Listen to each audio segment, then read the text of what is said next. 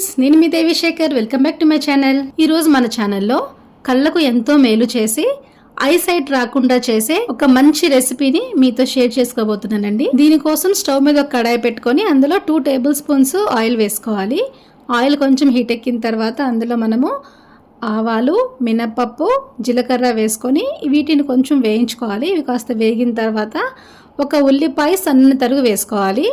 అలానే ఒక 2 పచ్చిమిర్చి, ఒక 2 రెమ్మల కరివేపాకు కూడా వేసుకొని ఉల్లిపాయలు చక్కగా మనకి గోల్డెన్ కలర్ వచ్చే వరకు వేయించుకోవాలండి. ఉల్లిపాయ మగ్గిపోయిన తర్వాత ఇందులోకి మనము పొన్నగంటి కూర అండి, ఇది పొన్నగంటి ఆకు అని కూడా అంటారు. దీన్ని శుభ్రంగా కడిగేసుకొని చేత్తోనే కొంచెం అట్లా తుంచేసేసుకొని ఇందులో వేసేసుకొని ఒకసారి మొత్తం అంతా కూడా కలిపేసేసుకొని మూత పెట్టుకొని ఈ ఆకు పూర్తిగా మగ్గే వరకు మగ్గించుకోవాలండి. మధ్యలో ఒకసారి అలా మూత తీసుకొని కలుపుకోవాలండి.